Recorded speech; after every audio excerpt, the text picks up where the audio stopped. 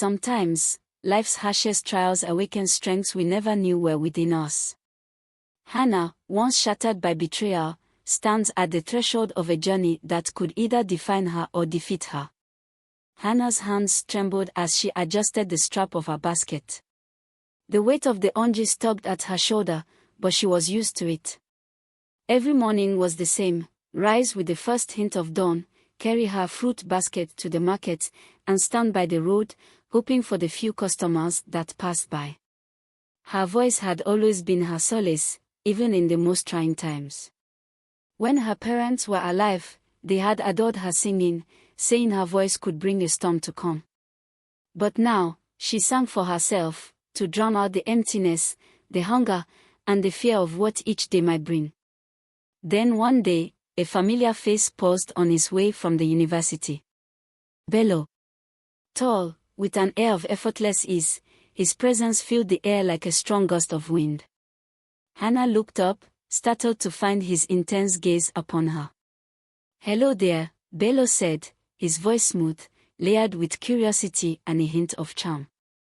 "Do you sing often?" Hannah felt a warmth creep up her cheeks. "Sometimes. I don't realize it sometimes. It just helps." She glanced down, embarrassed. How strange it was to be noticed by someone like Bello. "It helps me get through the day," she added quietly. Bello was intrigued. Her voice, haunting yet soothing, had caught him off guard. "It's beautiful," he said simply, reaching for an orange. "Do you sing anywhere?" She laughed, shaking her head. "Here, on this street, that's all." She handed him the orange, noting his hesitation as he looked at her warm fingers. "They're not dirty," she added quickly, feeling self-conscious. He chuckled. "I wasn't worried. Just surprised. Surprised that someone like me could have a voice worth listening to," she asked, an edge of defiance in her tone. It was a defense mechanism she had learned to use, speaking up before someone else could put her down. But Bello surprised her. "Not at all," he replied. "Surprised that I hadn't heard it sooner." Their friendship grew from that day, unfolding in soft conversations and shared moments as he passed her fruit stand on his way to classes. Soon, Bello wasn't just a customer, he was a friend, someone who listened and seemed to care. One evening, the two of them sat beneath the quiet canopy of an old tree just outside the town, their laughter mingling with the soft rustling of leaves. "Do you ever wish things were different?" Bello asked, looking up at the sky. The faint shimmer of starlight dotted the vast darkness above, mirroring the unspoken dreams they both harbored. Hannah's eyes clouded over, her gaze distant. "Every day," she whispered. "I wish I could. I don't know, have more, be more." "You are more," he said, his voice barely above a whisper, as though speaking too loudly might shatter the fragile moment. And then, in a moment that felt both natural and surreal, he leaned in, closing the space between them. Their first kiss was soft, tender, filled with an unspoken promise. The world around them faded, leaving just the two of them, lost in a brief eternity. The night before his graduation, they met one last time. Bello seemed distant, his thoughts miles away, but he hid it behind a smile as he held her close. Their voices softened, their laughter echoing in the quietness. Afterward, as they lay beside each other, Hannah traced circles on his hand, not daring to ask the questions tugging at her mind. Part of her knew that their worlds were about to diverge. Yet she held on to hope, praying that he would come back to her, that they would somehow find a way. But the next morning, he was gone. The emptiness hit her like a storm, knocking the air from her lungs. She waited, hoping he would return, that he had just gone out for a moment. Hours turned into days, and days became a week. She finally learned the truth from one of his friends. Bello had graduated and left, without a word, without a goodbye. It felt like a cruel betrayal, a rippling ache that filled her chest. And then, the unthinkable happened. She discovered she was pregnant. For days, she wandered through her tiny room, clutching her stomach, her mind spinning in a dizzying loop of fear and despair. She couldn't believe it. Bello, the man she had given her heart to, had left her alone to face this. Yet, she remembered something, a fleeting conversation, a quiet mention of his family's house address. He had told her once, a lifetime ago, when everything had felt simple and bright. She latched onto it, a desperate hope igniting within her. The next morning, she gathered the little money she had saved and set out, determination searing through her like fire. She would find him. She would look him in the eyes and ask him why he had left, why he had abandoned her when she needed him the most. The journey to the city was long, each hour pressing down on her like a weight. But she held on to the thought of Bello, clinging to it as though it were a lifeline. When she finally arrived, she found herself standing before a grand gate, the kind she had only ever seen from a distance. The mansion loomed behind it, a towering reminder of all that separated their worlds. The gate creaked open, and an elderly man stepped out, eyeing her with suspicion. "Who are you looking for?" he asked, his voice curt. "Please," she said, her voice trembling. "I'm here to see Bello." The gatekeeper hesitated before nodding, disappearing inside to deliver her message. She waited, her heart pounding, hope warring with the encroaching fear that had taken root in her chest. When Bello finally appeared, her heart leaped. She took a step forward, a tentative smile on her lips, but it faded as she saw the look in his eyes, cold, detached, a stranger's gaze. "What are you doing here?" he demanded, his voice laced with irritation. Her voice broke. "Bello, I didn't know where else to go. I'm pregnant, Bello. It's yours." Silence hung heavy between them as his expression hardened. He looked her up and down, a sneer twisting his lips. "You must be joking," he spat, his voice dripping with contempt. "You think you can just show up here and claim something like that? I don't know you, Hannah. I never did." The words sliced through her, each one a fresh wound. She reached out, desperate, her voice a pleading whisper. "Bello, please, don't do this." He scoffed, turning away as though she were nothing but an inconvenience. "Go back to wherever you came from. Don't come near me again." The world spun around her as the weight of his rejection crashed down. She watched as he walked away, her heart splintering, her last hope shattered. And as the mansion gates closed behind her, she felt a profound emptiness settle within her, a hollow ache that no words could ever fill. As night descends, Hannah wanders aimlessly through the city, overwhelmed by confusion, hurt, and betrayal. The familiar streets, once filled with dreams of a future with Bello, now seem hostile and cold. Her hands instinctively cradle her belly, both to protect the life within her and to anchor herself against the tidal wave of emotions. She feels vulnerable and exposed, her heart fractured, but every beat is a reminder of the life she must protect. After hours of walking, she finally settles down in a small, dimly lit corner beside a market stall that has closed for the night.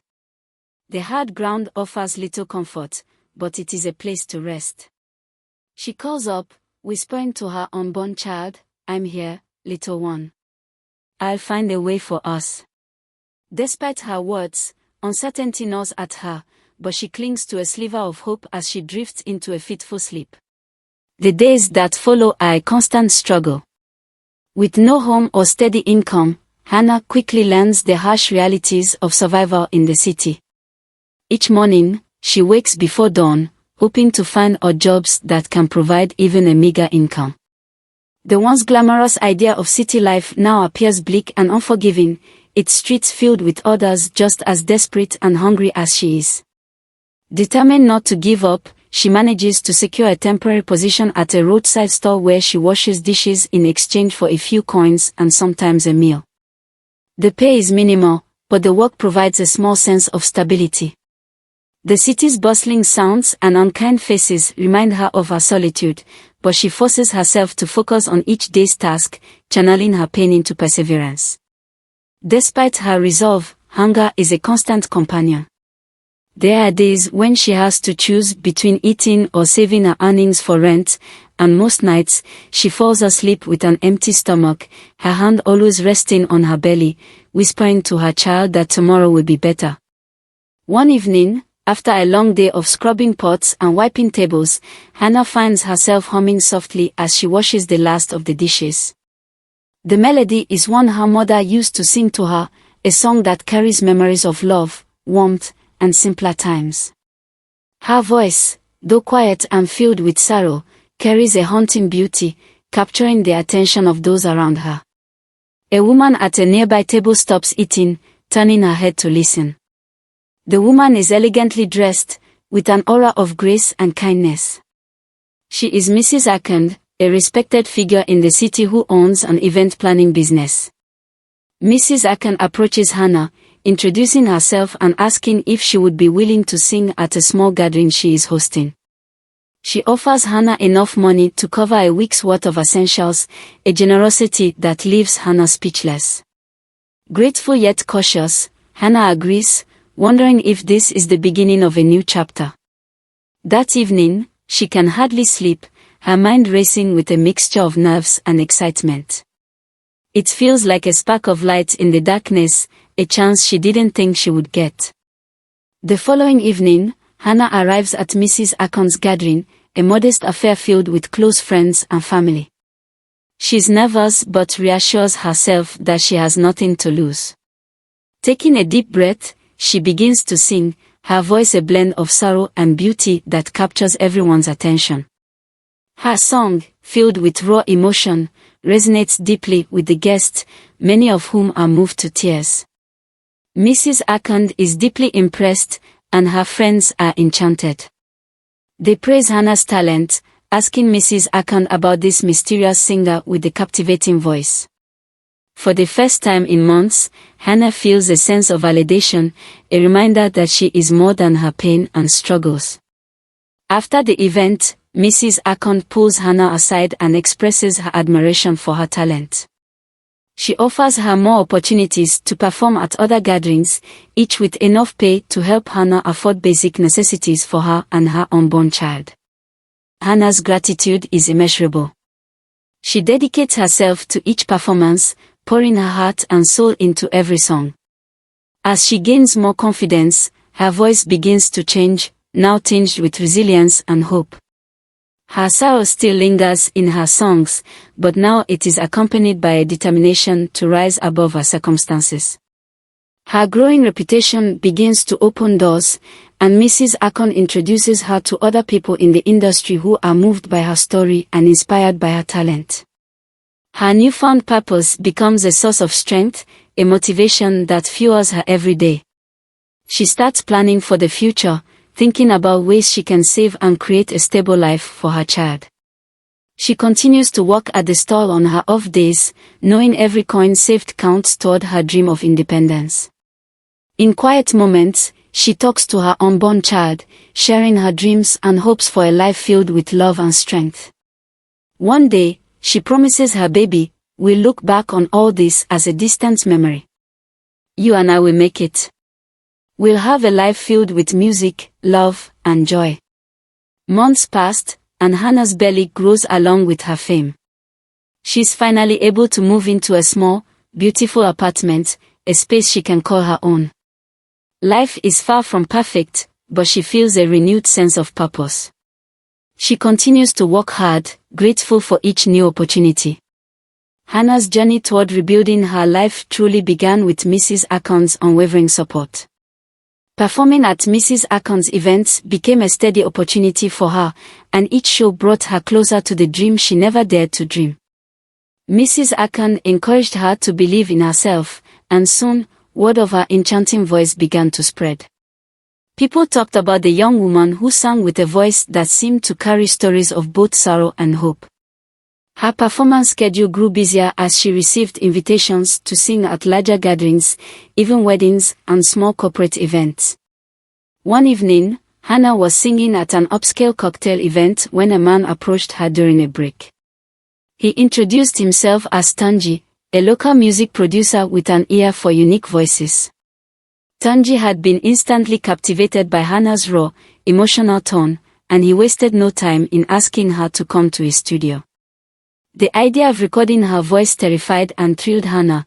It felt like stepping into a world far beyond what she had imagined for herself. But the encouragement she received from Mrs. Akon gave her the courage to try. A few days later, she arrived at Tanji's studio, her heart pounding with a mix of excitement and anxiety. Tanji reassured her, explaining that her voice didn't need to be perfect, just authentic. They recorded a song that Tanji himself had written, one that spoke of hope after hardship, a story that resonated deeply with Hannah's own life. After hours of recording and perfecting, the song was released online. To everyone's surprise, it gained popularity, slowly building an audience who connected with the emotion in Hannah's voice. Hannah couldn't believe it. Her voice, once silenced by heartbreak and despair, was now reaching people she'd never met. Her song was shared on social media, her name mentioned in local music circles, and suddenly, she felt like she was finally finding her place. Her confidence grew with each performance and recording session, and she began to look forward to a future she never thought possible. She would often sit on her tiny couch, gently touching her belly, and speak to her unborn child. "We are going to be okay," she'd whisper, smiling, her heart swelling with a mix of determination and love. With each new success, Hannah felt herself growing stronger, more resilient. She no longer saw herself as the abandoned woman who had been left to fend for herself. She saw herself as a fighter, a woman who had overcome unimaginable obstacles. Her voice had transformed from a tool for survival into a source of empowerment, and it gave her a sense of purpose she never imagined she'd find. While Hannah was rising, Bello's life was crumbling. The once prosperous business his father had built over decades was now facing severe financial turmoil, the result of a series of poor investments and unfortunate events. For the first time in his life, Bello found himself struggling. He was forced to take on work he never thought he'd have to do, and the pressure was mounting. His once perfect life, filled with privilege and ease, had suddenly turned into a relentless cycle of stress and frustration. Sometimes, late at night, Bello would think back to the last time he had seen Hannah. He'd convinced himself that leaving her was the right choice, but those memories now lingered like shadows, taunting him. There were moments he questioned if he'd made a mistake, but his pride kept him from fully acknowledging any regret. The thought of her, of what he'd done, began to gnaw at him, yet he pushed it aside, burying his feelings deep beneath his frustration and anger over his own struggles. As Hannah's pregnancy progressed, she prepared herself for the biggest moment of her life, becoming a mother. She had faced rejection, homelessness, and endless hardship, but her heart remained full of hope. She had survived for her child, and she was ready to love him with all the strength she had gained through her journey. Finally, the day arrived.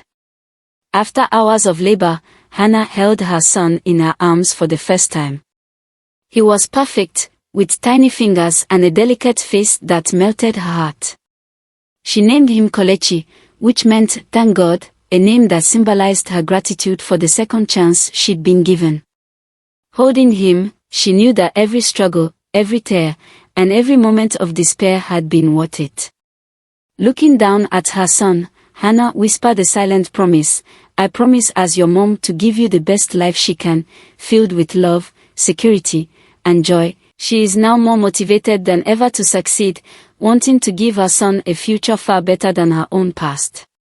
As Kelechi grows, so does Hannah's fame.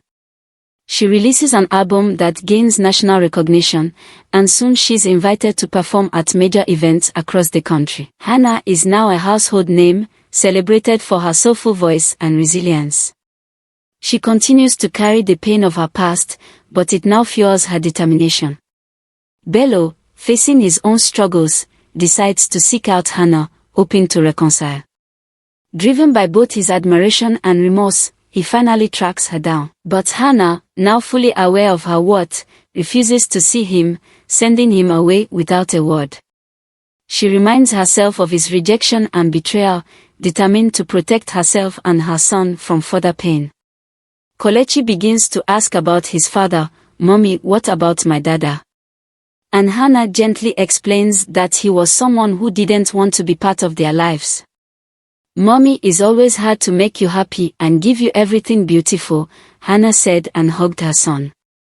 One evening, Bello sat in his family's living room, listlessly flipping through television channels. He froze when he saw Hannah on the screen, her voice filling the room with a hauntingly beautiful song. She looked radiant, her son cradled in her arms, the pain and strength in her eyes unmissable. Bello's heart twisted with regret, a wave of shame washing over him as he remembered his harsh words and betrayal. The once naive fruit seller he left behind has transformed into a confident, talented woman who is admired by many. He finally got a hint of how to reach Hannah, so he decided to visit her home. Bello pressed the bell and the gateman came out. "Oga, no, who you dey find?" The gateman asked Bello. "Please, I want to see Hannah, your boss. I was told she stays here," Bello replied. "Oga, you go wait here, make I go tell my madam," the gateman said and walked away into the house. Hannah finally came out and saw Bello. She wasn't surprised, she was prepared for this day, knowing that this day would surely come. "Hey Bello, what brings you to my house, the house of a wretched prostitute as you called me?" Hannah asked. "Please Hannah, I have realized my mistakes and I came for you and my child.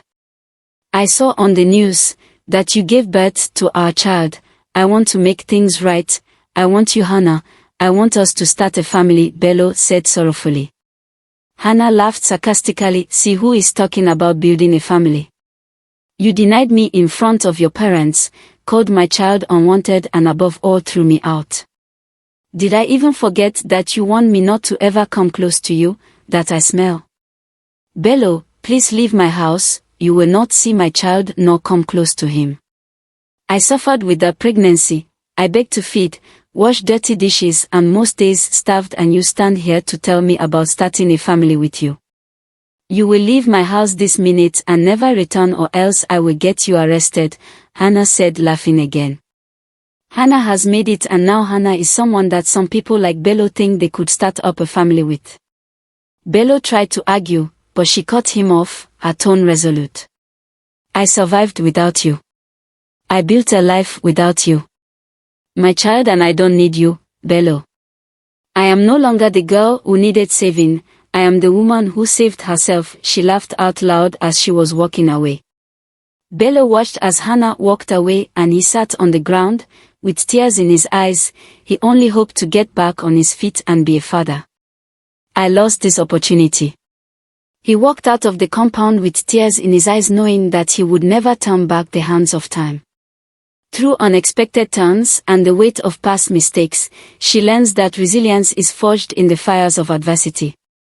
Well, if you were in Hannah's shoes, would you just let things go and accept the father of your child even after all he did?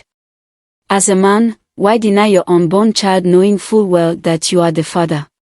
Kindly drop your opinion. Please do not forget to subscribe, comment, like and share. Thank you.